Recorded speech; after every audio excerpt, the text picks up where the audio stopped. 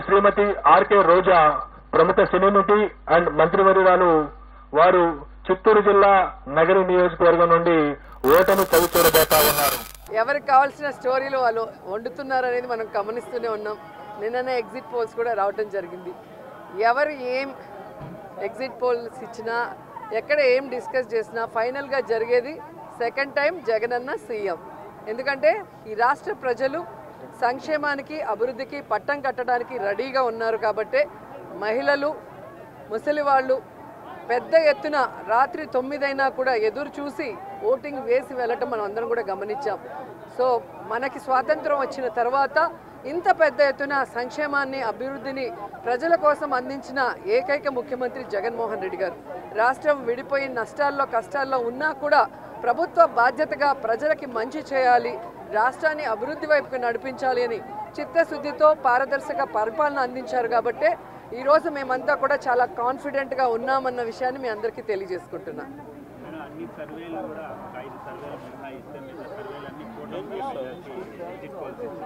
ఈరోజు కూటమి కొత్తగా పెట్టుకున్న కూటమి కాదు, ఆల్రెడీ 2014లో పెట్టుకుంది. అప్పుడైతే కొత్త కాంబినేషన్ కాబట్టి ప్రజలు ఎక్స్పెక్ట్ చేసి ఓట్లు వేశారు. కానీ 2014లో అక్కడ ఇక్కడ 2 చోట్ల కూడా కూటమి అధికారంలోకి వచ్చినా కూడా ఈ రాష్ట్రాన్ని సర్వనాశనం చేసింది. కానీ ఈ రాష్ట్రానికి ఇవ్వాల్సినది ఏమీ ఇవ్వలేదు, ఏమీ అభివృద్ధి చేయలేదు అన్నది ఈ రాష్ట్ర ప్రజలు గమనించారు. కాబట్టే ఈరోజు ఆ కూటమికి క్రేజ్ లేదు అనేది మీకు తెలుసు, మాకు తెలుసు.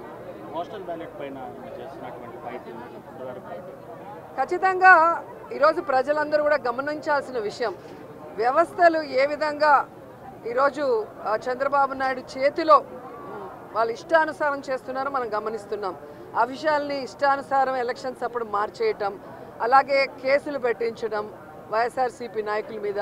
ఇప్పుడు దేశంలో ఎక్కడా లేనటువంటి విధంగా కొత్త కొత్త రూల్స్తో పోస్టల్ బ్యాలెట్ని ఏ విధంగా వాళ్ళకి అనుకూలంగా మార్చుకోవాలన్న ప్రయత్నం చేస్తున్నారో మనం గమనిస్తున్నాం. అదే చెప్తున్నా కదా, ఎవరెన్ని దొంగ ఆటలాడినా, ఎవరెన్ని వ్యవస్థలను మేనేజ్ చేసినా ప్రజల మనసులో ఉన్న జగన్ గారిని చంద్రబాబు నాయుడు కాదు కదా, ఆయన పుట్టించిన ఖర్జూరం నాయుడు కూడా మేనేజ్ చేసి మార్చలేడని కూడా ఈ సందర్భంగా తెలియజేసుకుంటున్నాం.